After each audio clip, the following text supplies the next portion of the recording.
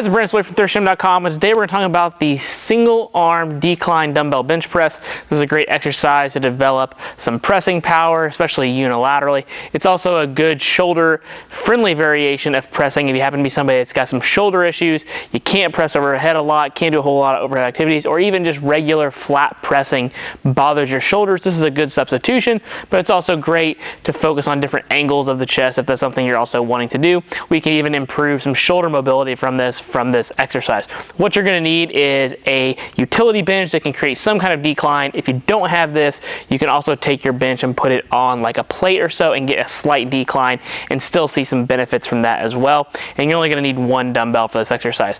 So we've got our decline bench set up here. What I'm going to do is I'm going to get in position. So I'm going to put both feet here in my decline piece, and then what I'm going to do is I'm going to lean backwards, and then whatever arm I'm focusing on first, I'm going to start on that side. If you happen to have a major imbalance, start with your weaker arm. So for me, that would be my left side. So I'm going to demo with my left side here. And what we're going to do, I'm going to take the dumbbell, I'm going to get it up to the starting position. When I start here, I don't want to have it to where I can come out at this 90-degree angle. This is going to cause a little bit more shoulder discomfort. What we want to do is almost have like a 30-degree angle here. So I got a little bit of space for my shoulder to move. This other arm, you can put it on your chest. You can put it down here by your waist. I personally just put it right here on my ribs.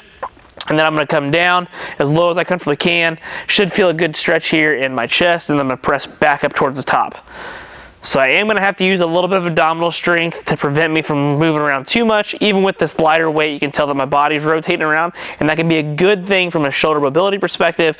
If I really need to open up and turn towards the side, as you can see, I'm turning towards the left, and then I turn back towards the right. But I would perform my desired reps on this arm. Then what I do is I bring the weight back down to my chest. Still keep tension on. I'm not just going to let it just sit here. Keep tension on it, move it over to the other side, get it back up in the starting position, and then repeat on the other side.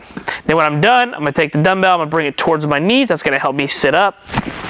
And I'm back to the beginning position to get into place. So, as I alluded to, this can be great for improving shoulder mobility because of being in that position that's actually like pressing down here. So usually where we start to see shoulder issues is once we kind of pass that 90-degree angle, especially somebody that's big bound and they've had shoulder issues in the past, so they spend a lot of life overhead. A lot of times pressing down can help open that shoulder up, but also gives us safe range of motion to train as well. The unilateral piece, again, can let us offset some imbalances. So again, if you've got one arm weaker or stronger than the other, you can help address that. But then again, also, as I mentioned, by having it on one side, we can create turns, which then can also improve shoulder mobility and some rib cage mechanics as well. So there's a lot of good things that can happen here, especially from a breathing and a moving perspective. So when you're going to try to do this exercise, ideally, you're probably going to do 2 to 4 sets of probably anywhere from 8 to 12 reps per side. The reason I say that is because getting into position can be somewhat troublesome.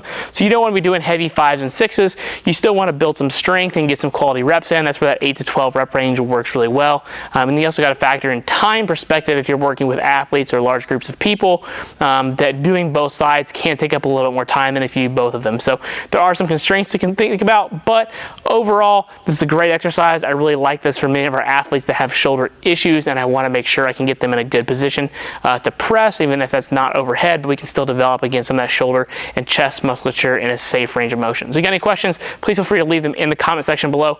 Thanks. Have a great day.